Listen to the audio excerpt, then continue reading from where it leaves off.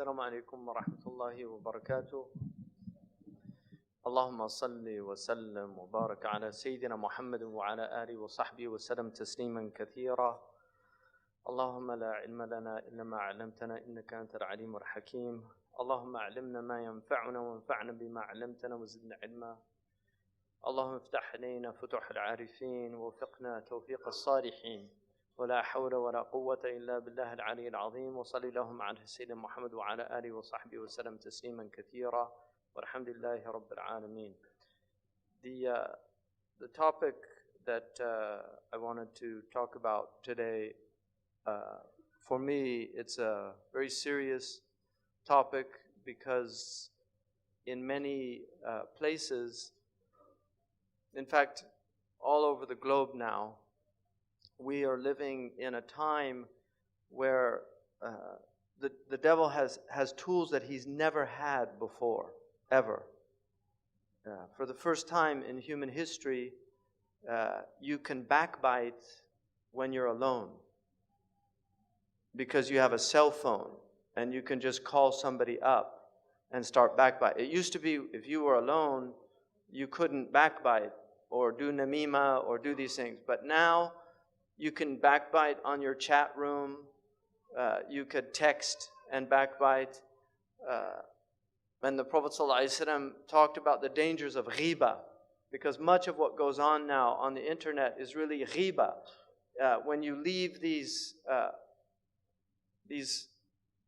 somebody puts something up on the internet, and then all these people have to say these terrible things about them, whether they deserve them or not.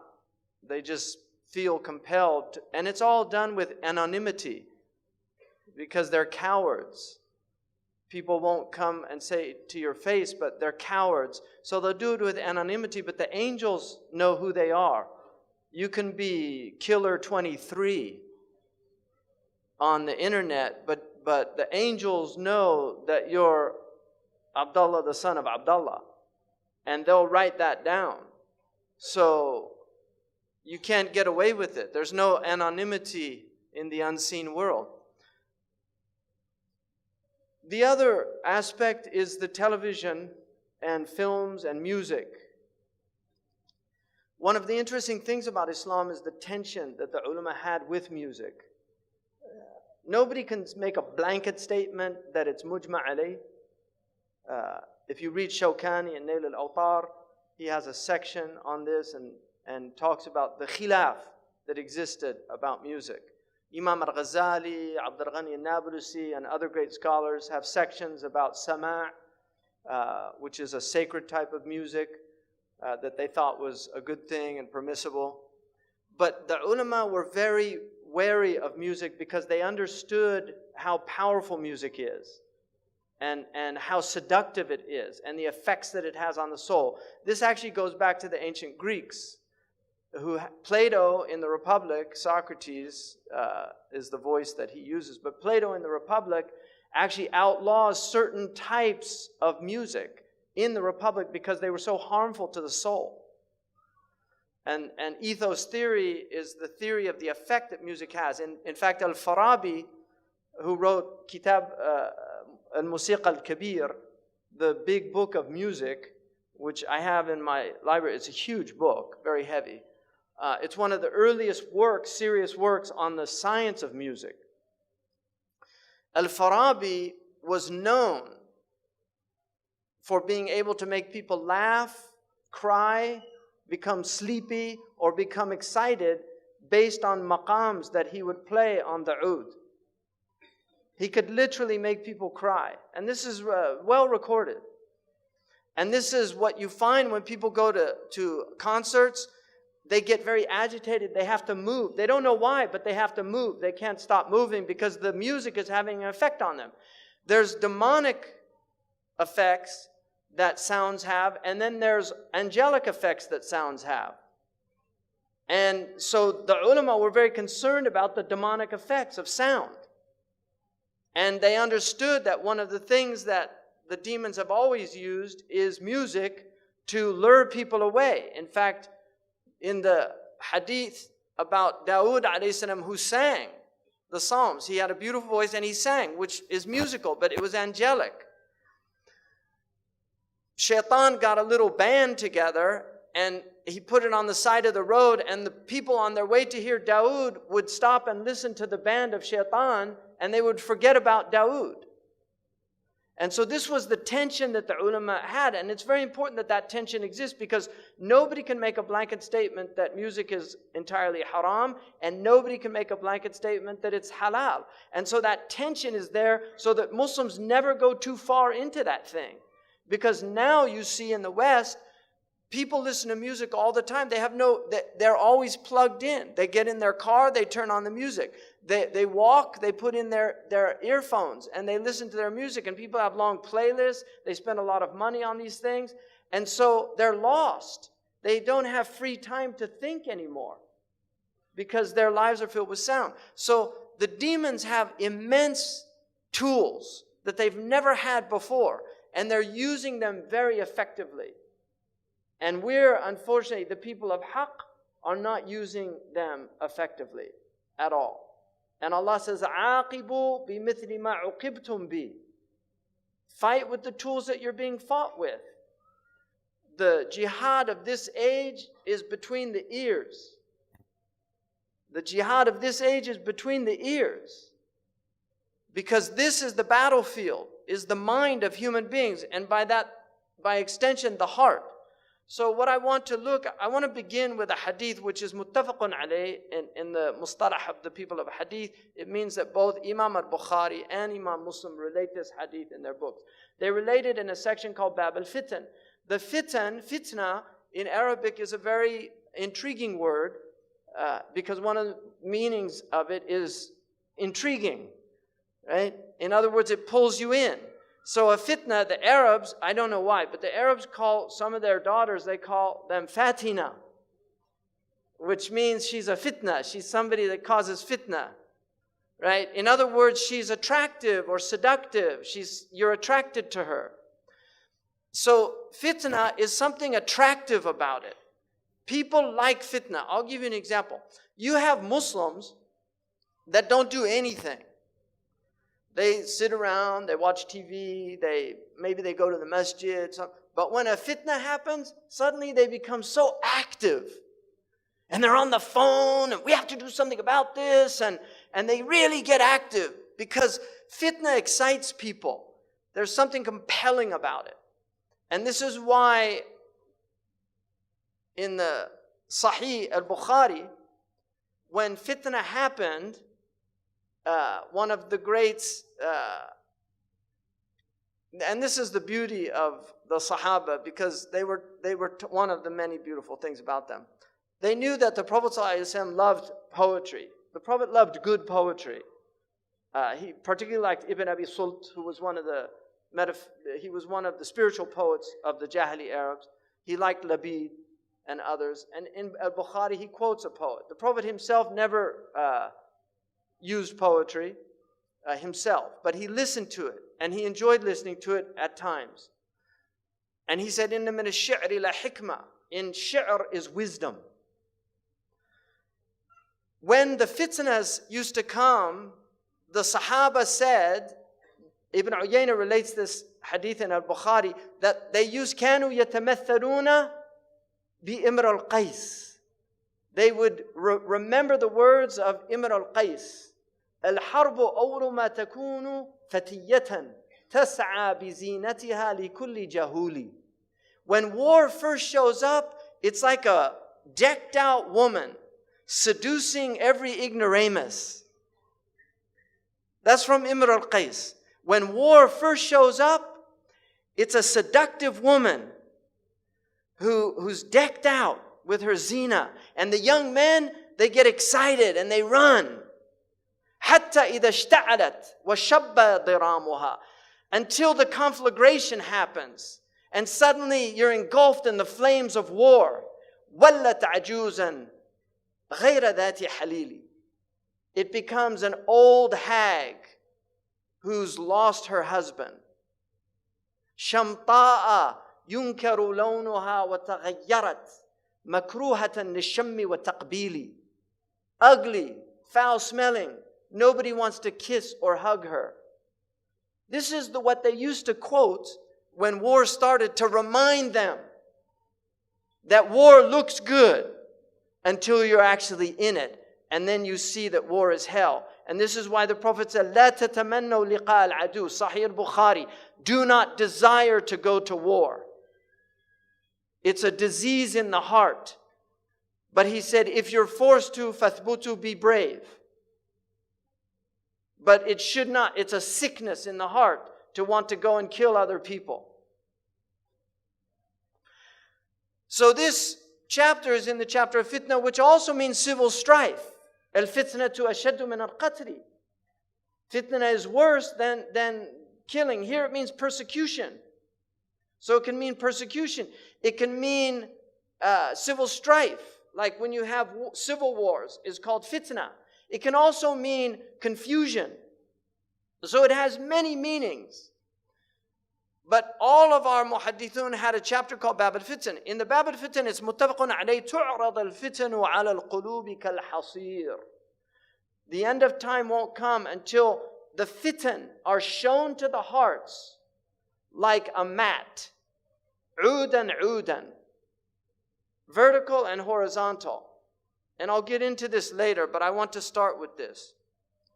فَأَيُّ قَلْبٍ أُشْرِبَهَا, any heart that drinks it in. But the Prophet ﷺ used, if the Sahaba got it right, sometimes they didn't, but if the Sahaba got it right, the Prophet ﷺ used a passive form. It's called mabni lil majhul. Ushribaha.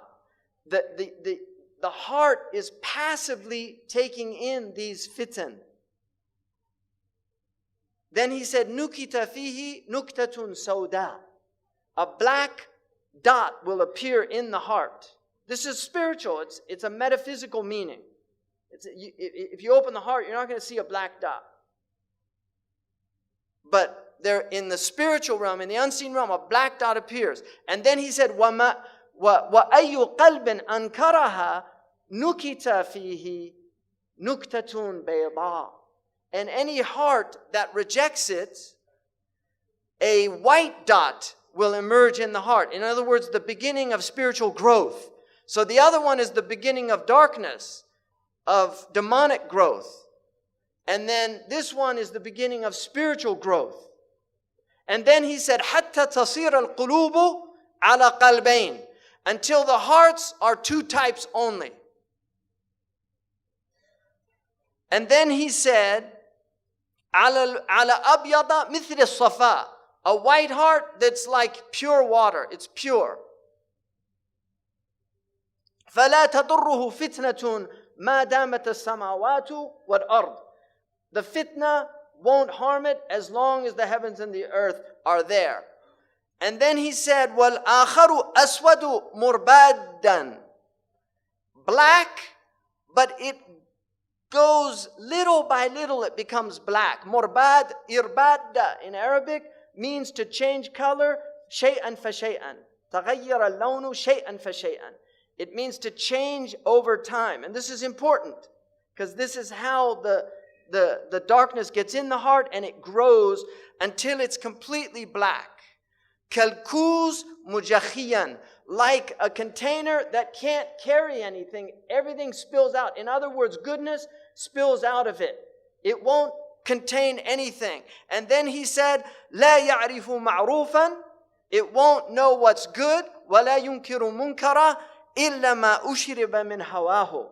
It won't know good and it won't reject evil. So it won't recognize good and it won't reject evil. It becomes relativistic, nihilistic. Everything is relative. It takes in everything. إِلَّا مَا أُشْرِبَ مِنْ هَوَاهُ. It only sees what it has passively taken from its hawa. And so what I want to do, Bismillah ar-Rahman ar-Rahim.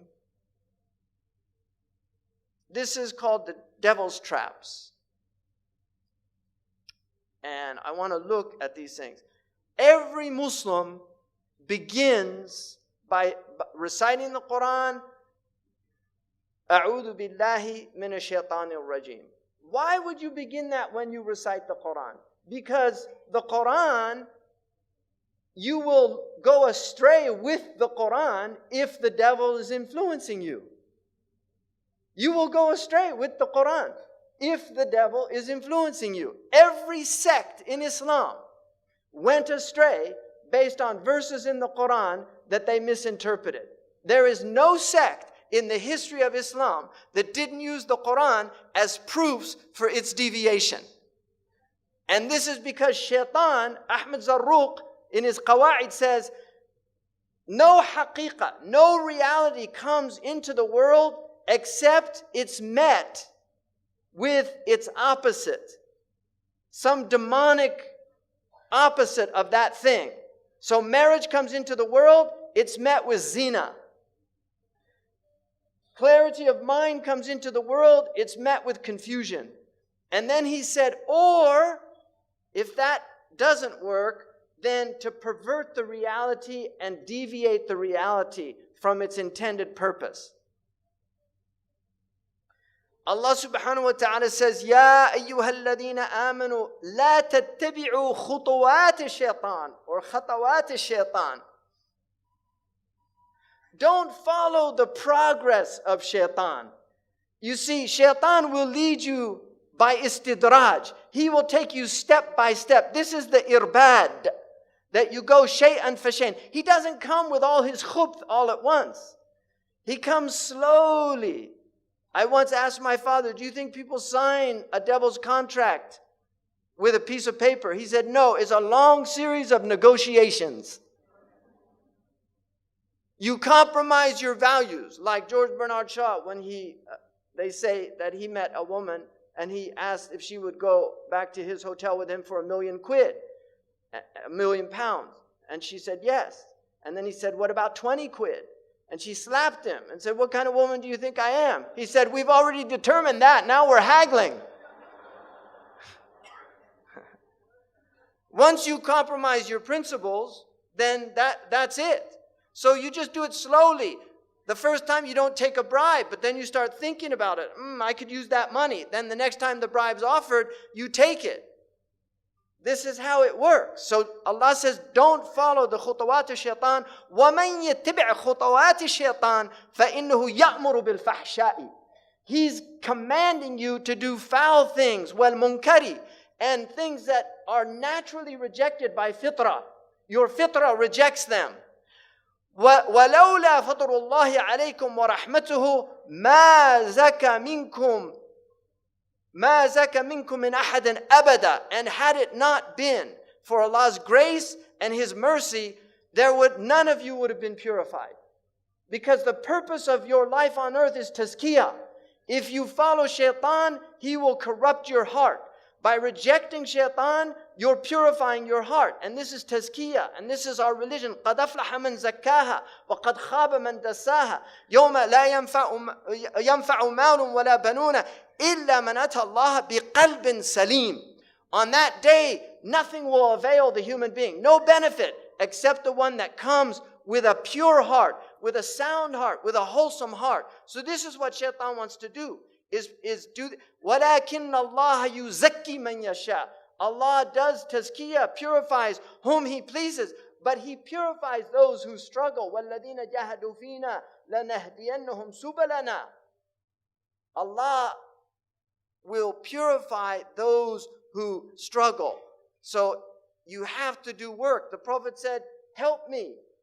One man said to him, Ya Rasulullah, intercede for me on the day of judgment. He said, help me by doing a lot of sujood and give me some portion of your night to help me. In other words, you're going to get into Jannah only by the grace of Allah, the rahmah of Allah. But you also have to work. We believe in faith and deeds. We believe in faith and deeds. Even though iman is tasdeeq, وَفُسِّرَ الْإِيمَانُ بِالتَّصْدِيقِ. Iman is pure belief, and anyone who simply believes, even if they never did any good in their life, eventually will get out of the hell, according to the hadith in Sahih al-Bukhari. But we believe in faith and deeds because faith has burhan. As-sadaqatu burhan. Charity is a proof of your faith. Prayer is a proof of your faith. Now, what I want to look at, first of all, is the media. When people say the media is the problem, they're right about most things. If you look, all of the research that we have indicates that media violence has increased in quantity, but it's also more graphic, more sexual, and more sadistic. This is the khutawat al-shaitan. If you watch films from the 1940s, the 1930s, the 1950s, you can see it's slow. This is how shaitan gets people. يَسْتَدْرِجُهُمْ. He pulls them step by step. These are his khutawat. You start watching films, they introduce violence. In my country, one of the landmark films was a film called Bonnie and Clyde with, what's his name? See, people know, Warren Beatty. Yeah. There's a hadith that in the end of time, the shayateen will take forms and they'll tell you fictional stories and you'll say, I can see his face, but I don't know his name. It's in Sahih al-Bukhari. And there's a website of actors. The website is called, You Know Their Faces But Can't Remember Their Names. That's a hadith. It's amazing. Sadaqa Rasulullah sallallahu alayhi wa sallam. So that film was a major change in America in cinematography, because before that, graphic violence was not permitted. But this film showed blood, gore.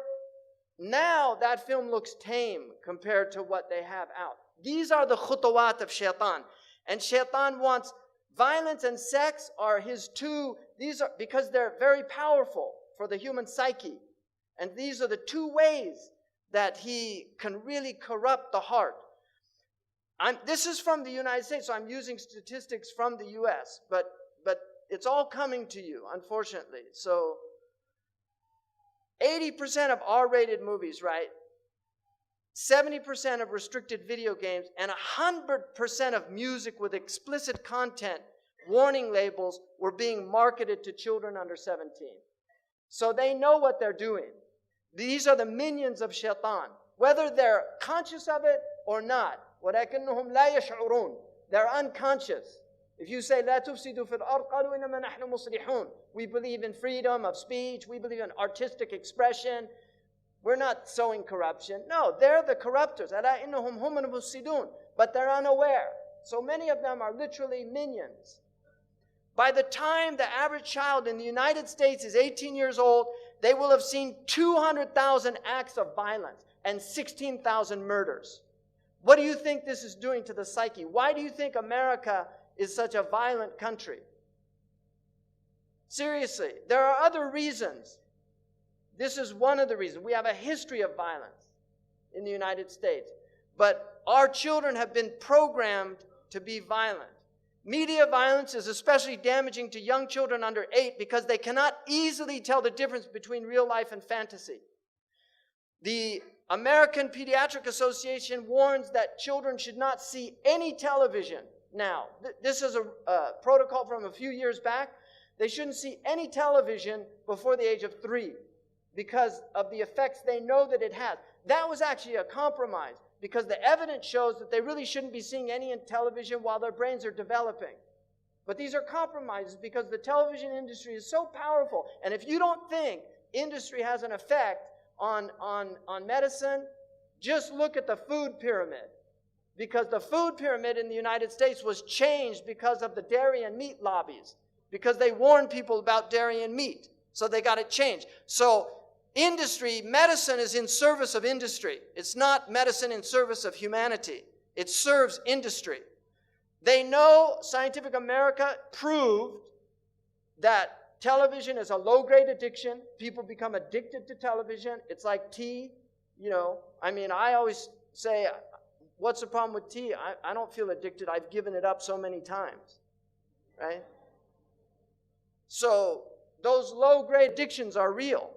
Tea is a low-grade addiction, but as an inveterate tea drinker, I can tell you, it is very hard to give up tea. I was corrupted by the English because I lived in England, and every day they would have tea. I started having tea. Before I knew it, I go back to America where they don't drink tea, they drink coffee, but I wanted tea, right? I have Irish roots. The English, you know about the English. Malaysia knows. You know, they say monkeys know how to speak, orangutan. They say that they can speak. Like the orangutan, they speak Malay in the jungle, but they knew that if they spoke, the English would put them to work. So they just pretend not to.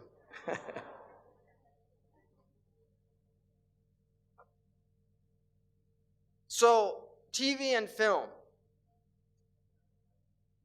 You have so much children's violence. This is a cartoon for children. You know, this is traumatic for kids. Trust me. I have a person I know who was a child psychiatrist, and he told me he had so many children that had Disney film trauma. Every single Disney film has a dead mother or a mother who dies in the film. Why do they do that? It's traumatic. They know what they're doing. Disney is an evil empire. And this is not a joke. Disney is an evil empire. And why does Disney spread this global message out to turn little girls into princesses? We don't want, all you need is one princess in a country. Or maybe, okay, you have 9 sultanates, so you have to have more. But you don't want a lot of princesses in a country. You want women that will serve, that will work, that will do things. They don't expect everybody to do it for them. And I know the sultanas here serve and do things. That's true. But the Disney princess is served. And all the children are little warriors. So they have this violent attitude in their film. I mean, look at this. It's just unbelievable.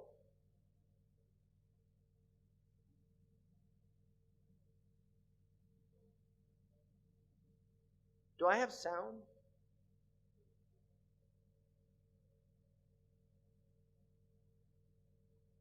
I put it up. Where's the sound? Okay. Hello, Earth. So good to see you. Seeing me. We know you find TV irresistible. And Hulu. Yeah. Now follow me. Below the curtain. To the Hulubratory, where we make the irresistible irresistibler. They killed Kenny! You are correct, sir. And our latest silver bullet, Hulu Plus. Full seasons and full series runs of your favorite shows in your new favorite place. Everywhere. You see, this is your brain on TV. This is your brain on Hulu. So close. And this is your brain on Hulu Plus. And this is your brain with a little sprig of mint. Hulu Plus. That's hot. An eviler plot to destroy the world. Enjoy. People think that's a joke. Trust me, that is no joke. That's Iblis. I mean, the thing about Iblis, he has fun. He really enjoys this show. He enjoys making fun of us, just laughing at us. What are you going to do, give up TV? That's what he says in one of those ads. It's not a joke. 2 out of 3 Hollywood films released in 2001 were rated R. And I'll tell you something about R rating today. Khutawat al-Shaitan. In the 1960s, these films would have been rated X. But this is the khutawat. People have become used to the violence and the sex. And so films that would have gotten an X rating in the 1960s are now rated R. And now PG-13 is what used to have an R rating. This is the average time spent watching television, 5.11 hours in the United States, every day. Black Americans, more than 7 hours a day. White, 5. Hispanic, 4.35 because they're out working, right? And then the Asians, 3.14 because their tiger moms won't let them watch TV. 99% of households that possess at least one TV. My wife can testify this. I once got a call by one of these people doing a survey, and he said, how many TVs do you have in the house? And I said, I don't have any. He said, come on. I said, I don't have any. He said, none? I said, I don't have a TV. And then he said, I've been doing this for a long time. I've never, ever had a call where they didn't have a TV.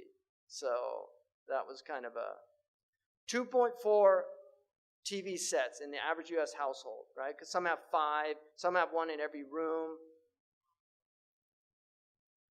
56% of Americans who pay for cable TV. 49% say they watch too much TV. Amazing. 34 hours per week over the age of 2 spent in front of a TV. 24 hours per week, 2 to 11 spent watching TV. 54% of 4 to 6-year-olds who, when asked to choose between watching TV and spending time with their fathers, preferred television. Average American youth, 900 hours in school, 1,200 hours watching TV. Right? By the time they get out of high school. It's amazing. And then they wonder why our countries become, we don't, in none of the indices we lead anymore, right? The U.S. We already saw this, 200,000. 16,000 number of 30-second TV commercials seen in a year. And you know what they call these? Now an important message from our sponsor. Message in Arabic is risala. This is the real reason they want you to buy and consume their goods, because it's a consumer civilization. Cartoons are very serious. This cartoon was done, it's for adults. The man that does this cartoon, literally, he's an atheist, doesn't believe in anything, makes fun of everything, cynicism, everything's a joke. Kids watch this show. It's a very sophisticated show. This is all about ghosts and demons and the occult. The Scooby-Doo has all these occult themes in it. And then here's the father of the family, right? Homer Simpson. And there's his relationship with his kid, right? The level of violence during Saturday morning cartoons is higher than the level of violence during prime time. You've got all these cartoons here now, and your kids are growing up on this crap. And you really have to think seriously, garbage in, garbage out. You have to think seriously about what's being done to your children's minds if you're letting them watch TV.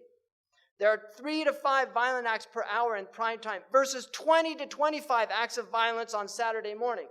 Children imitate what they see. If you put a kung fu film and you put a bunch of 8-year-olds and they watch a kung fu film, by the time the film's done, they're all kicking each other. Right? It's a simple fact of life. Music is another area. 2.5 hours per day for teenagers in the United States listening to music. 2.5 hours per day. And as somebody who grew up in America, coming from a musical family, I have so many lyrics that I wish I could sue the people that took that space of my brain, because I would much rather have other things in there. So I have lyrics from, I'm not going to age myself, but I have lyrics from, and empty lyrics, So, some of them were interesting, but not very many. One of them was advertising signs convince you to think you're the one that can win what's never been won, that can do what's never been done. Meantime, life goes on outside all around you. So that's a useful little piece of lyric, right?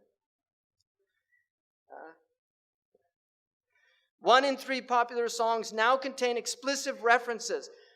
Khutuwat, you see, songs used to be like, if you go back to the 1960s, the 1940s and 30s, listen to the songs. Don't, but I can tell you, they were innocent lyrics, mostly innocent lyrics. Some of them had subtle things, but people couldn't work them out unless they were sophisticated. But most of them were just simple lyrics, right? Even in the 1950s, you ain't nothing but a hound dog, right? Crying all the time. Came in late last night, about 10:30. That gal of mine wouldn't let me in. Move it on over. Move over, little dog, because the big dog's moving in. He's in the dog house, right? These are the type lyrics they had. or teach your children well. Their parents' hell did slowly go by. Don't ever ask them why. If they told you, you would cry. Just look at them and sigh and know they love you. That's about parents. Sometimes you get bad parents. Just know that they still love you, even though they're lousy parents. Those are the kind of lyrics. Now, you can't even listen to the lyrics because they're so disgusting, right? They are so filthy. And Fakhruddin al-Razi, in his commentary, says about the verse in the Quran where Shaitan is threatened that you will try to seduce them with your voice. He says by giving them foul lyrics that their children will memorize and repeat. That's in Mafatih al-Ghaib. That was in the 13th century. So what are we doing now? This is the khutuwat of Shaitan. He's taken people by degrees. America used to be a relatively moral country. It used to have moral values. People used to go to church. They believed in God. They didn't use drugs by and large, right? I mean, it wasn't that long ago. Now you go there and 1 out of every 4 women has a venereal disease they can't get rid of. I'm not making this up. You can see the CDC research on this. Right? HPV virus, it's a major problem in the United States, causing cervical cancer, genital warts.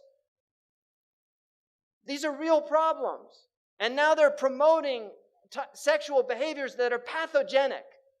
They're promoting pathogenic behaviors that, in America, you have all these advertising against saturated fats.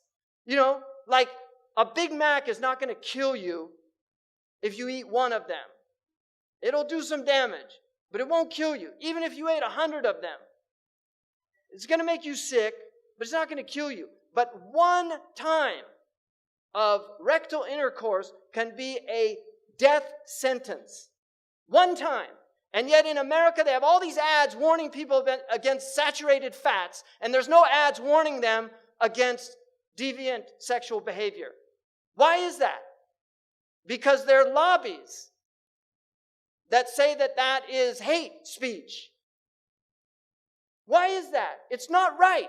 You should warn young people that you can get a venereal disease that you'll never get rid of. And as somebody who worked as an RN, I worked 2 years with a gastroenterologist. I saw firsthand the effects of rectal intercourse. And this is why it's prohibited for males on males or males on females. It's haram in our religion. It's not about homosexuality. It's simply about this sickness. Because if you do that, you will get very serious sicknesses.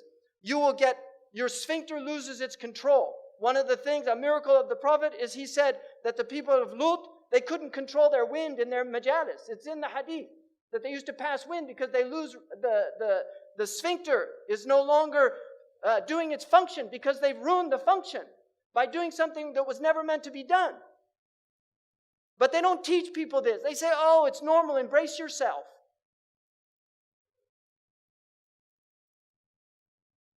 The number of times an adolescent is exposed to explicit substance references, 35 per hour. They're listening to 2.5 hours a day, 35 per hour, 84 per day, 591 per week, being told about alcohol and drugs in these lyrics. These are the khutuwat of Shaitan. A long way from Puff the Magic Dragon, which they said was a 1950s song that was really about smoking marijuana. Puff the Magic Dragon, live by the sea, right?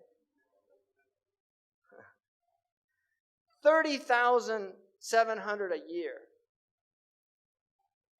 References to drug or alcohol in songs. Pop, 9%. Rock, 14%. Hip-hop, R&B hip-hop, 20%. Country, 36%. Rap, 77%. And we've got all these kids listening to rap. Now,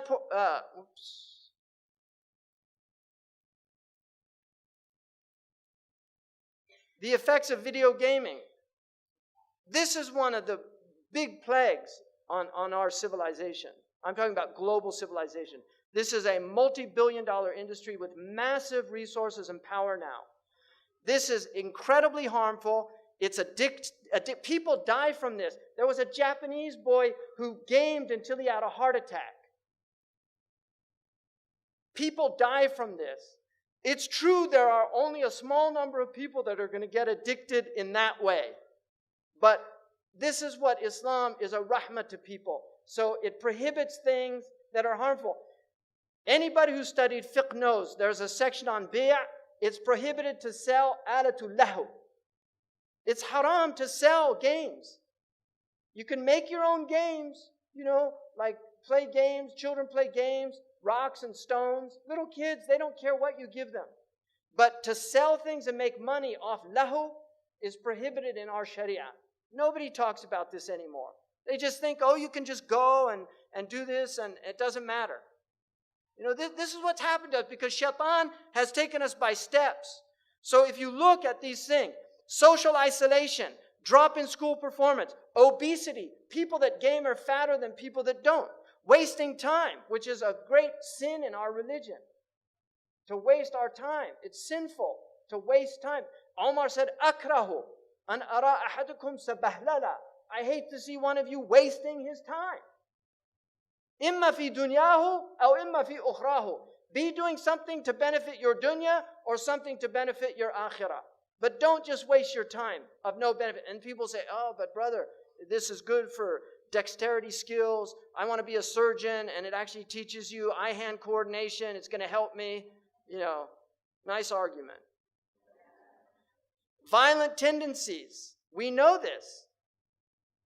Financial loss, decrease in empathy. You become less empathic. Average age of these players, 35 years old. What are you doing? Seriously, 35 years old is the average. I'll tell you, I'm going to make a confession, all right?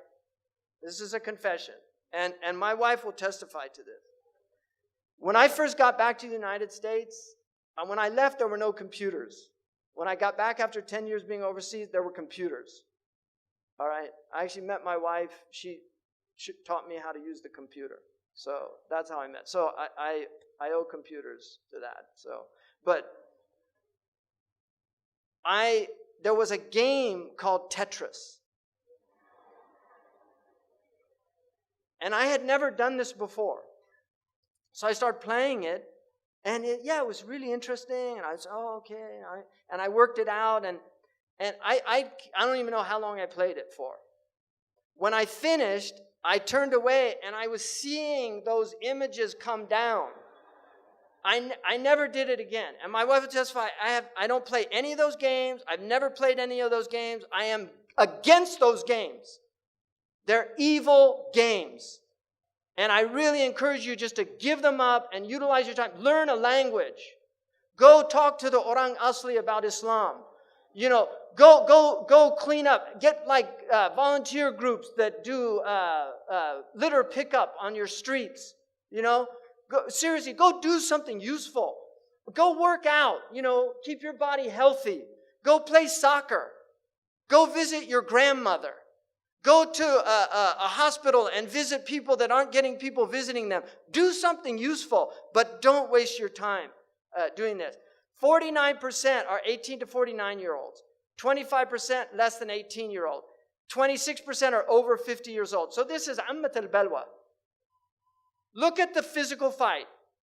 Gamers, 40% of females have been in a physical fight in America, 51% of males. Look at the non-gamers, 14%, as opposed to 28%. And they'll say, but you can't prove any correlation, right? You can't prove it. You don't need a rocket scientist to just know the obvious. It's like the study they did in America to find out why pizzas burn people, the roof of their mouth, and then they found it's because the cheese covers the heat on the tomato sauce, right? After spending a lot of money to work that out. This is the kind of stupidity that, right? Poor grades. Females, almost 40%, 35% of the males, as opposed to 20% and 23%. No relationship, though, no correlation, can't prove it. Damaged property, 15% of the gamers, 23%. This is people going out and damaging property. In other words, delinquency. 5% of females, 10% of males, which is still high, I think. 89% of top-selling video games contain violent content. Half of it is of a serious nature. Highly criticized video game, Grand Theft Auto, which was actually developed by some criminals. They were real criminals, drug dealers. They came up with this idea. You get points by killing policemen. And then they wonder why all these, violence towards police, right? And then the police react. It's a two-way street in America. If you notice in a lot of these situations, they completely disregard the police. They don't do what they tell them. They say, get on the ground. They don't get on the ground. It's a major problem. And the police use excessive force, especially against African Americans. It's a horrific situation that we have in the United States against poor people. These police forces, and now they're giving them commando equipment. They look like they just got off the desert war, right? They have tanks in small towns in America.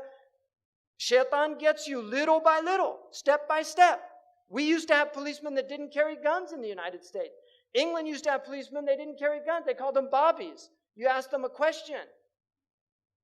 Right? Now they have Uzis or whatever they're using. They don't use Uzi. I don't know what their gun is, what their weapon of mass destruction of choice is in England. The game grossed $300 million in the United States by the end of 2002. Now we're in the billions. It was banned in Australia. Good for them. Good for the Aussies. Look at this industry. He takes you by steps. I mean, look, you're looking, this is 2008.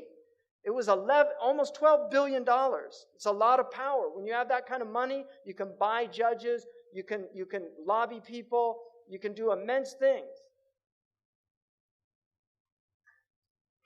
This is the world that we live in now that's been created. Just watch this scene. This is a game. This is a game that people play.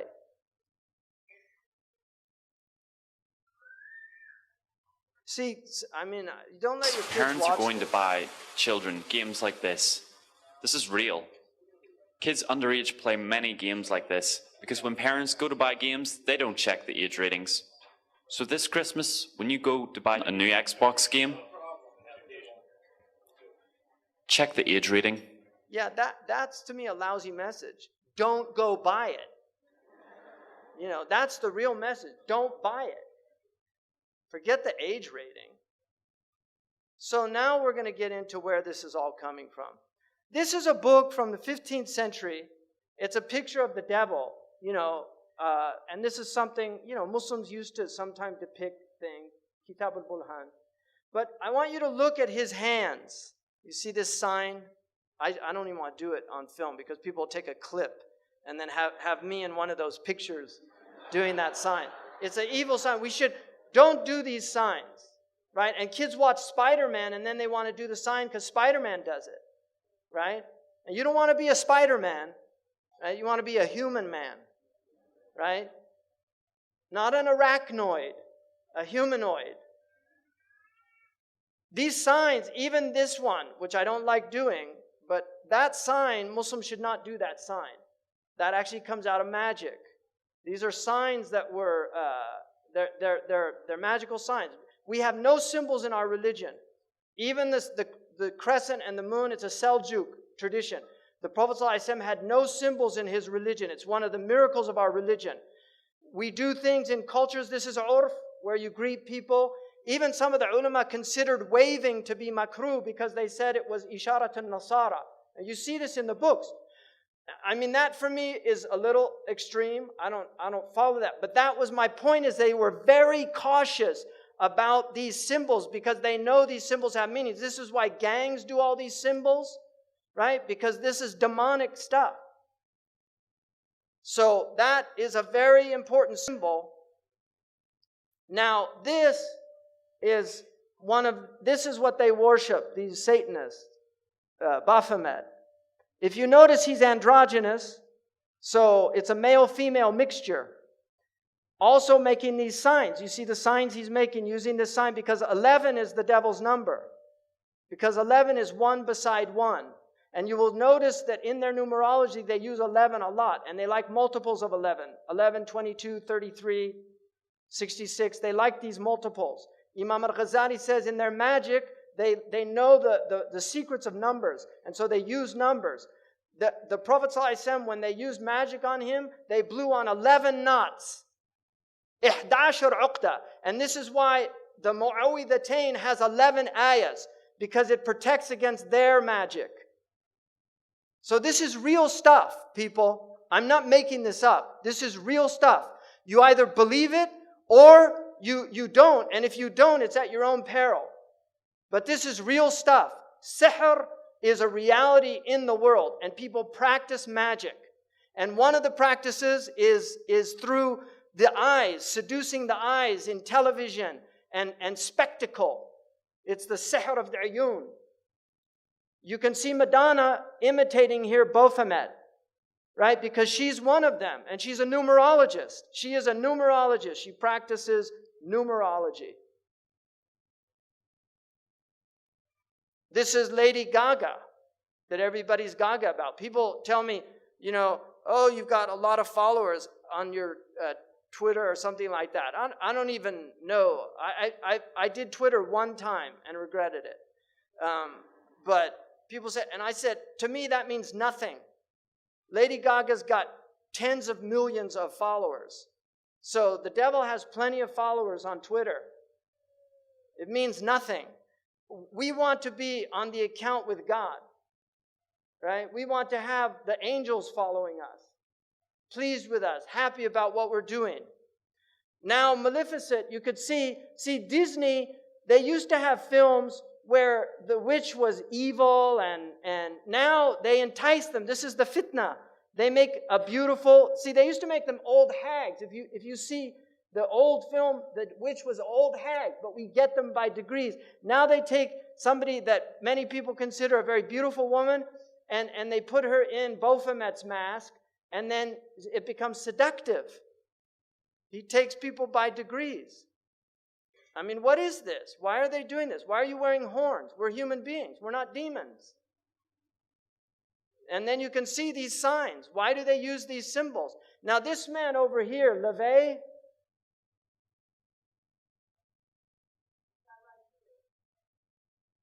Anton LaVey started the Church of Satan. He wrote a satanic Bible, and he explained that symbol that they're all doing, that you saw on that Muslim graphic of the devil, that symbol, he said, was a curse symbol of devils. That's the way they put curses on people. Right? And you've got people at rock concerts, they're all doing it, thinking it's cool. Marilyn Manson was a follower of Anton LaVey. He has tens of thousands of people go to his rock concerts. He has them openly denounce God. Openly. He says, I want you all to reject God tonight. And they all do it. So this is real stuff, people. He's very committed to this. He's a minister in the Church of Satan. And they use music. Because music is fitna. It's enticing. It sucks you in. You like it. It's enjoyable. This is what he looked like when he was a little kid. And this is one of their symbols also. They use astrological symbols.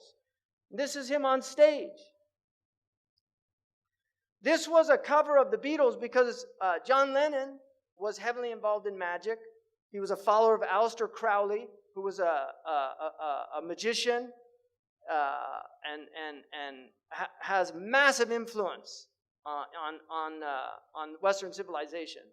He's one of these unknown influences. But they followed him. They're in doctor's suits with abortion. The Warner Brothers was so disturbed by this that they covered it over. Now this has no shock value for people in the West. But in those days it had shock value. But this was an album cover that they chose. Because they believed in free sex. Free sex necessitates abortions because people get unwanted pregnancies. Right? This is khutawat al-shaytan. That's how He takes people. That's why Allah says, وَبِالْوَالِدَيْنِ إِحْسَانًا, right? Allah says, وَلَا تَقْتُلُوا أَوْلَادَكُمْ خَشْيَةَ إِمْلَاقٍ. Don't kill your children out of fear of poverty, but then, وَلَا تَقْرَبُوا الْفَوَاحِشِ. Don't go near the fawahish that will make you want to kill your children. There they are doing these symbols. You see, and this is another symbol. Even though it means okay, it's actually a demonic symbol that represents 666.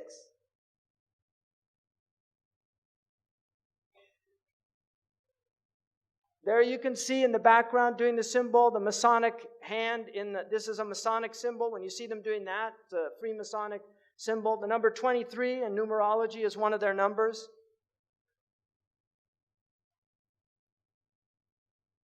Now look at this young girl, mashallah. So wholesome, this Disney girl, right? Look at her. Just wholesome Disney girl, country singer, right? Hannah Montana. If you notice, they use also backwards. It's haram to recite the Quran backwards. This is well known because in magic, they recite things backwards. Aleister Crowley taught them to learn how to talk backwards. John Lennon actually knew how to speak backwards. There's recordings of him speaking backwards. And they do backmasking on their albums where they actually play things in reverse. Led Zeppelin, followers of Aleister Crowley, did this on one of their albums. So you're getting literally magical messages. My Hannah can be spelled either way, forward and backward. Hannah, right? Oprah, what's her production company's name? Harpo. So when you see these backward things, you know you're dealing with people that are into this magic. Now here's Miley, right? I mean, it's unbelievable. And this with her little horn hair, right? What is this? She had millions of followers of little kids in America, and this is what she turned into. And if you look, you see, where did she get that? Kali, a demon from the Hindu tradition of destruction, because this is a destroyer of the innocence of youth. She's possessed by Kali. And she couldn't stop putting her tongue out. She was even asked, why do you do that? She said, I feel compelled to do it. Because this is who's really moving things around. Kali, a demon. And we believe in demonic possession, people. One direction. Let's go crazy, crazy, crazy till we see the sun. I know we only met. I mean, look at this. I know we only met, but let's pretend it's love. And never, never, never stop for anyone, meaning your parents or God. Whoa, whoa, whoa, whoa, whoa. That should be whoa, like slow down. But it's not. It's tonight, let's get some. Okay, and most of you, I don't know if you have these idioms in Malay English, but in American English, that is a very clear idiom about, I don't think I need to say anymore. So let's pretend it's love. In other words, it's lust, but let's pretend it's love and just get some. This is promoting free sexuality. And don't think that they put that Muslim in there by accident or because he was talented. They knew exactly what they were doing. Zayn Malik is a minion of these people. This is a simple fact and a reality. And I'll say it openly and publicly. This is being live streamed. People can make fun of me. They can laugh at me. They can think I'm crazy.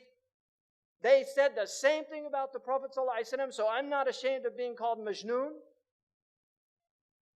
If they could say it about the best of creation, then who am I to reject that honorific title from the people it comes from?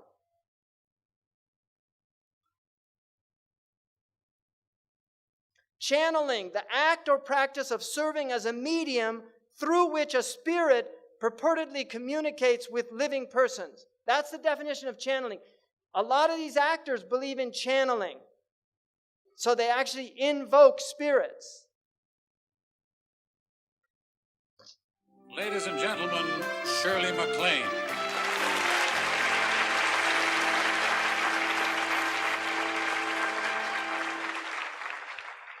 When people ask me, who is my role model in this business, I say you, Jack. I think why you're my role model has to do with the way you relate to vanity, or the lack of it. I mean, I have to tell you, I just adore the fact that you don't care how you look. I adore how you commit to the part. You don't care about your little bald spots. You don't care about your stomach. Remember that wonderful stomach.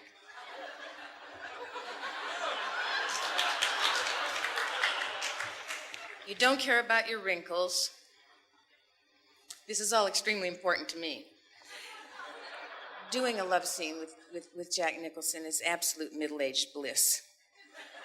I mean, to lie in bed and rehearse a love scene, it's so funny, it's so spontaneous, it's so open.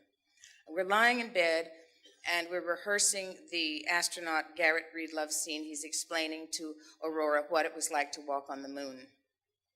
She's loving it. And then we launched into the first take, and 2 voices came out of you. Do you remember this? 2 voices, and they were simultaneous words, but they were 2 levels of sound. And I looked over at you. You were amazed. I was amazed, and you said, "Well, sure, I'm many different people." I said, "No, Jack, you're channeling." So I'm many different people. That's literally what the devil says in the New Testament when he's asked what his name is. He says, "My name is Legion." A lot of different names. 2 tones coming out, 2 voices at the same time. That's clear. They do what's called method acting, where they invoke. Crowley said the quickest way to invoke a spirit is through acting. So they do a method technique, and they stay in character for the entire film. Jack Nicholson, in some films, scared people because he would play psychopaths. And he would stay in character even when the filming wasn't being filmed. And it was like he was possessed, because that's what they do. Heath Ledger, who played the Joker, and that had previously been played by Jack Nicholson, when he was killed, they told Jack Nicholson and asked him what he thought. He said, "I warned him about that role." That's what he had to say. So this is Anton LaVey. The birth of TV was a magical event foreshadowing its satanic significance. TV's infiltration has been so gradual. You see, khutuwat, it goes slowly, so gradual, so complete that no one even noticed. So people, 50 years ago, you couldn't have shown the violence. It's gradual, but now it's happened. People say, "What happened?" It was slow. It took time. Shaitan has till Yawm al-Qiyamah. Anzirni. Give me time. And Allah said, "You have till Yawm al-Qiyamah." And he said, "I'm going to get them all. I'll get them all." He has time. He's slow. He works slow. He works at you slowly. Shaitan takes his time.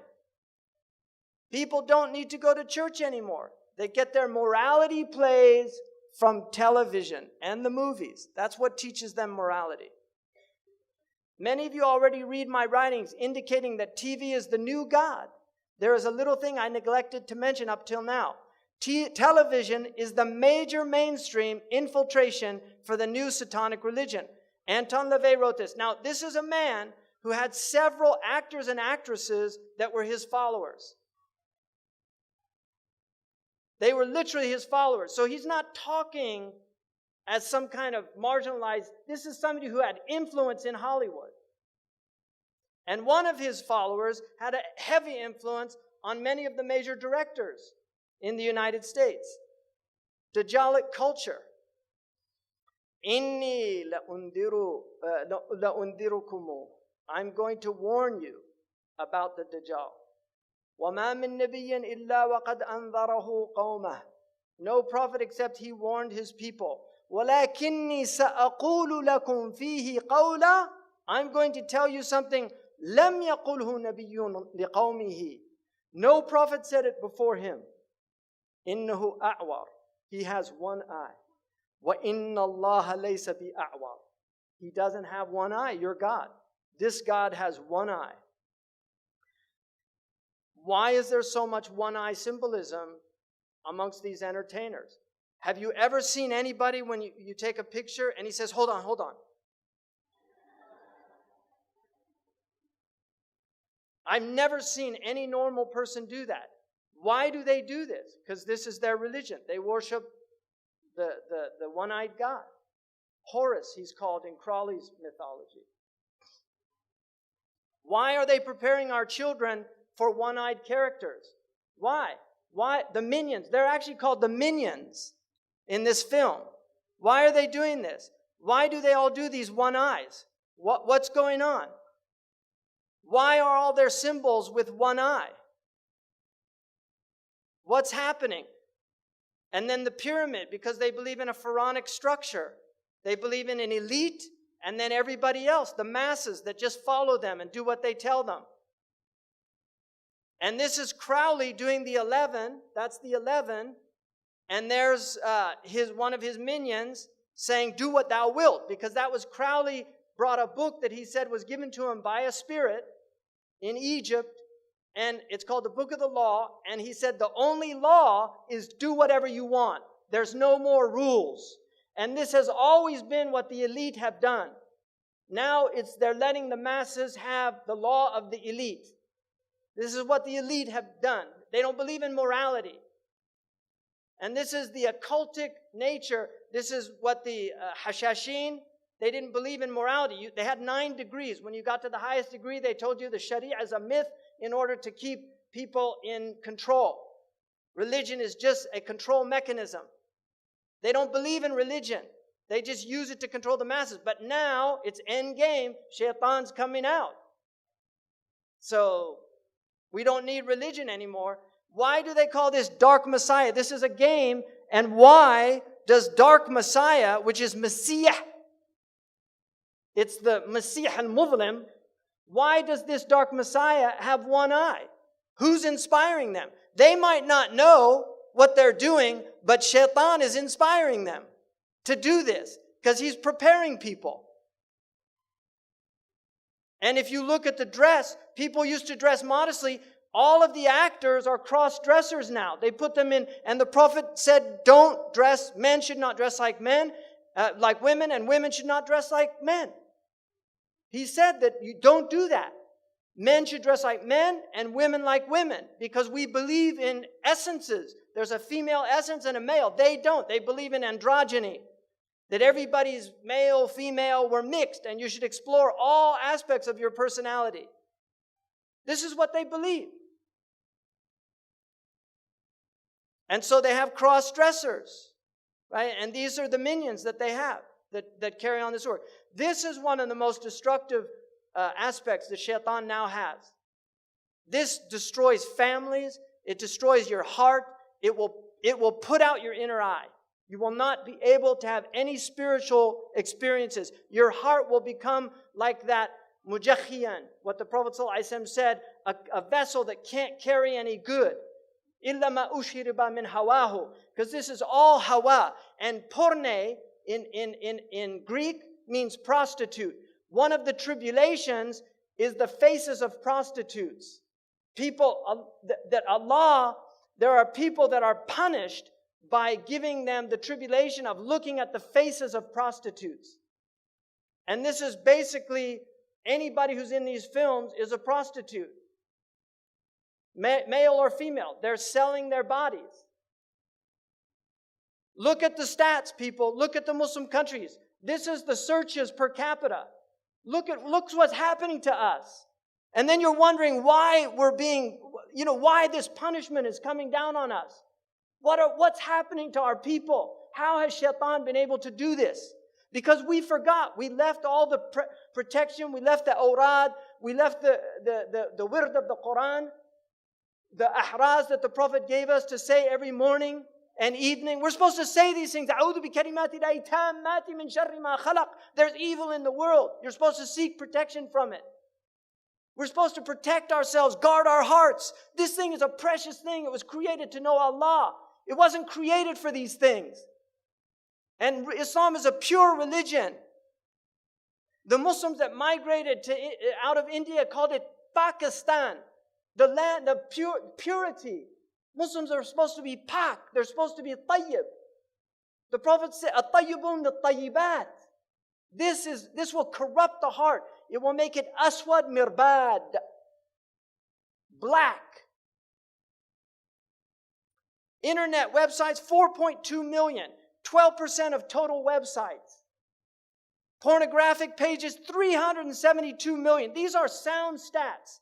Daily pornographic search engine requests 68 million. 25% of total search engine requests. What's happening to us as a species? Daily pornographic emails, 2.5 billion. 8% of total emails. What's happening to us? Food, junk food now, they know, they have proven. Junk food is addictive, and the more junk food you eat, the less inclined you are to eat healthy food. Any restaurant that you recognize the name, don't eat there. And I'm sorry for the people that have the McDonald's wakala in this country. I'm against fast food. Muslims have their own fast food, like falafel and shawarma. We have our own fast foods. And you have the fast foods in Malay. Eat your own foods. Eat healthy food. Don't eat this junk food. This food is made in factories by chemists to get you addicted. They use rats and they see how much sugar and fat they need to put in. Just like tobacco. People get addicted to it. They can't stop. So avoid any of these restaurants. Look at these poor children. It's a crime against our children to feed them this junk. Allah always says with halal, tayyib. Always. Now we know the meaning of that, because at the time of the Prophet, the food was pure. They interpreted it to be economic, to not buy it with haram money. But now we understand another dimension of it. And zaman yufassir al-Quran, like Ibn Umar said. Time is what interprets the Quran. Now we get to where we're at. Signs of the end of time. Ibn Mas'ud said, I said to the Prophet, هل للساعة من علم تعرف به? Does the hour have a knowledge that you can know it by? He said, Na'am ya Ibn Mas'ud. And this is a science that our ulama need to reestablish. Jibreel taught 4 things. There's not 3 aspects of Islam. There are 4. People say Islam, Iman, Ihsan. But Hadith Jibreel has alamat as-sa'. And Muslims have to know these signs so they recognize them when they see them. And there are many signs. One of the signs, يَكُونَ الْوَلَدُ غَيْذًا. Children become filled with rage. وَأَنْ يَكُونَ الْمَطْرُ قَيْذًا. Rain becomes burning or acidic, acid rain. وَأَنْ تَفِيضَ الْأَشْرَارُ فَيْضًا. You'll see evil people spreading widely. يَا ابْنَ مَسْعُودٍ مِنْ عَلَامَ السَّاعَةِ وَأَشْرَاطِهَا أَنْ يُؤْتَمَنَ الْخَائِنِ وَأَنْ يُخَوِّنَ الْأَمِينَ. People will trust treacherous people, and they will consider trustworthy people treacherous. وَأَنْ يُصَدَّقَ الْكَاذِبُ وَأَنْ يُكَذِّبَ الصَّادِقُ. The truthful one will be called a liar, and the one telling a lie will be called truthful. These are signs. يا ابن مسعود إن من علام الساعة وأشراطها أن تواصل الأطباق وأن تقطع الأرحام. This to me is one of the clear prophetic miracles of the Prophet ﷺ. Because I believe that the atbaq, and in Algeria, what do they call the dish? Tabaq. They call the satellite dish in North Africa atbaq. And that is a correct ta'rif. In the East, they call them suhoon or dishat. They call them suhoon, and that's an incorrect hadith because a sahan is a flat dish. The tabaq is a concave dish. And so atbaq is the correct meaning. And the Prophet used the very word that's used for satellite communications, muwasalat. He said, tuwasal al-atbaq, that the dishes will be communicating continuously, and people will sever their family ties. In other words, people will stay home and watch television on satellite dish, and they won't go visit their neighbors. This is an amazing hadith to me. Ya Ibn Mas'ud, min a'lam as-sa'ati wa asharatiha, an yasud kullu qabiratin munafiquha. You will see hypocrites ruling. Wa kullu suqin fujjaruha. And you will see the worst people controlling the marketplaces. Ya Ibn Mas'ud, inna min a'lam as-sa'ati wa asharatiha, an tuzakhrif al-maharib wa an tukharrib al-qulub. You will have ornamented mosques, but the hearts would be ugly. They'll be derelict, bereft. So people praying in the mosque, they've done no tazkiyah, but the mosque is beautiful. يا ابن مسعود إن من علامة الساعة وأشراطها أن يكون المؤمن في القبيلة أذل من النقد. The mu'min will be more humiliated than the ugly goat. Like nothing. يا ابن مسعود إن من علامة الساعة وأشراطها أن يكتفي الرجال بالرجال والنساء بالنساء. You will see homosexuality and lesbianism widespread. Wake up, people. This is our Prophet speaking. And he said, you will see Mirk al-Subyan, young people having massive wealth. Like Zuckerberg is a multi-billionaire before he was 30. And you will see Mu'amaratun Nisa. You'll see these movements to corrupt the women. يا ابن مسعود إن من أشراط الساعة وأعلامها أن يعمر خراب الدنيا ويخرب عمرانها or عمرانها. You will see the destruction of civilization. You will see the civilization of the destruction of the world. So خراب الدنيا, that will become the ta'mir. It's tadmir. People will, like blowing up mosques. This is the khilafah. The Abbasids built those mosques, and now the new Khilafah, quote unquote, is blowing them up. So you're seeing the Umran of Kharab. This is their civilization. This is what they have to offer. And you will see the destruction of real civilization. يا ابن مسعود إن من علامة الساعة وأشراطها أن تظهر المعازف. That musical instruments will be widespread. And alcohol and drums. يا ابن مسعود إن من علامة الساعة وأشراط. He said that من أشارة الشرط, you'll see many police. And also الغمازون, اللمازون, people mocking and making fun. Now look at all the TV shows where they just mock people. يا ابن مسعود إن من علامة الساعة وأشراطها أن يكثر أولاد الزنا. You will see many children born out of wedlock. In my country now, over 50%. Amazing. تعرض الفتن على القلوب كالحصير. Now I want to interpret this hadith. Hasir is a mattress, or a mat. It's a matrix. It's like this. It has vertical and horizontal, and it's a mat. And the Prophet said that the fitan will be shown to the hearts like a mat. Udan udan. The oud is like one of it has two lines, a horizontal and vertical line.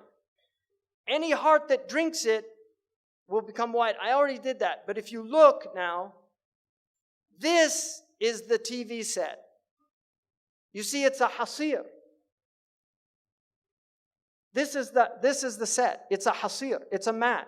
And the Prophet said, the fitan will be shown to the hearts like a mat. Kal-hasir, udan udan. You see, they have a ud. These are called idan. Any Arab would call that idan.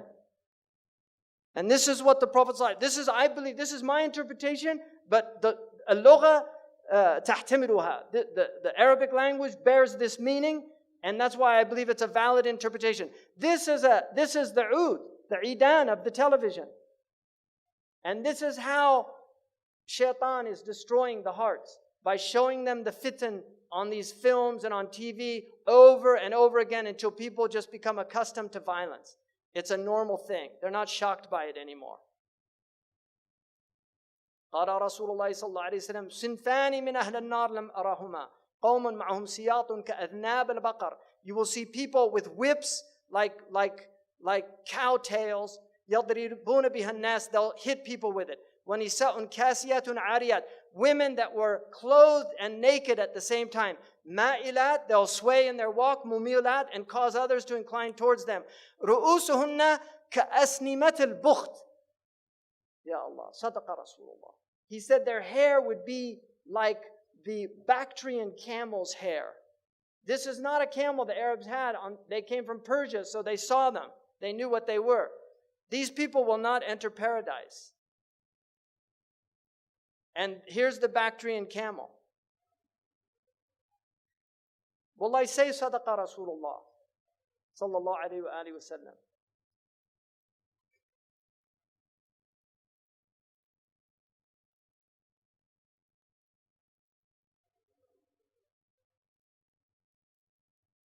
La ilaha illallah. Allahumma salli ala Sayyidina Muhammad.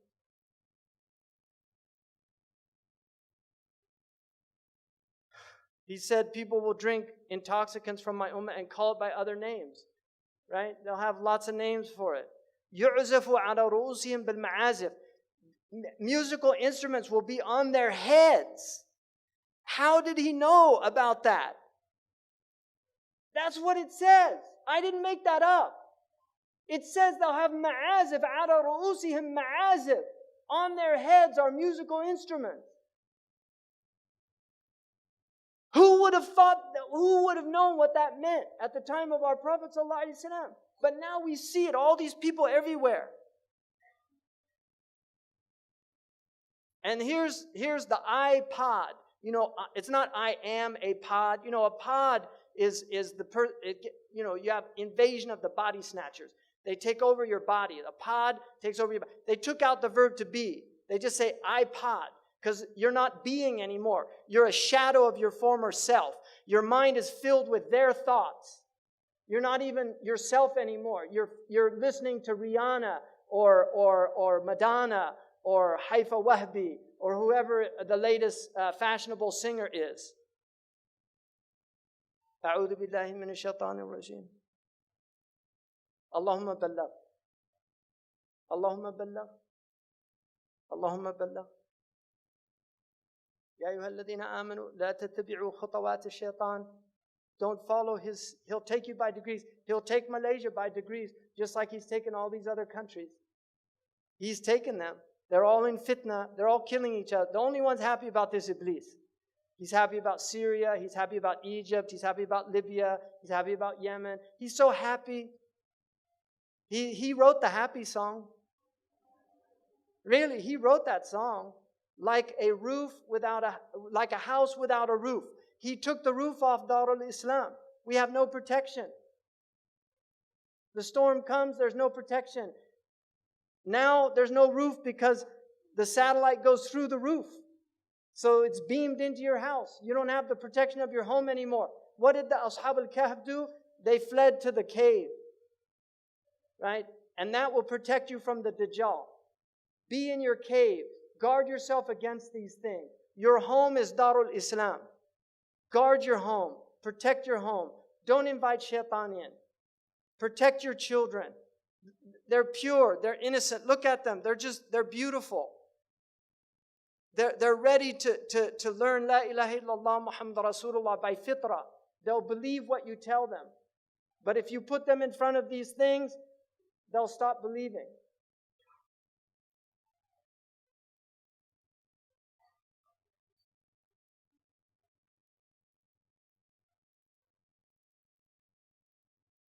Alhamdulillah, Jazakallahu khairan, Sheikh Hamza Yusuf, for a beautiful speech, for a beautiful presentation. May Allah make this in the scale of your hasanat and the scale of each and every one of us here. Just to wrap up, inshallah, with dua, so please do not miss the dua, inshallah. There is a great book that I'm sure Sheikh, inshallah, have definitely read it. It's by Al-Imam Abdul Rahman ibn al-Jawzi, called Talbisu Iblis. It is available, alhamdulillah, in English, The Devil's Deception. It's a very good book to read about the subject, inshallah. I would like to end with the dua. Allahumma rabbana taqabbal minna hadha al-dars waj'alhu fi mizani hasanatina ajma'in. Allahumma ighfir lana warhamna wa'afina wa'fu anna wa akrim nuzulana ya arhamar rahimin ya rabbil alamin. Allahumma arina al-haqqa haqqan warzuqna ittiba'ah وأرنا الباطل باطلا وارزقنا اجتنابه. اللهم إنا نسألك العفو والعافية والمعافاة الدائمة في الدين والدنيا والآخرة. اللهم علمنا ما ينفعنا وانفعنا بما علمتنا وزدنا علما وزدنا فهما وزدنا حكمة وزدنا تطبيقا. وصلى الله وسلم وبارك على نبينا محمد وعلى آله وصحبه أجمعين. سبحان ربك رب العزة عما يصفون وسلام على المرسلين والحمد لله رب العالمين. Thank you very much for coming. والسلام عليكم ورحمة الله.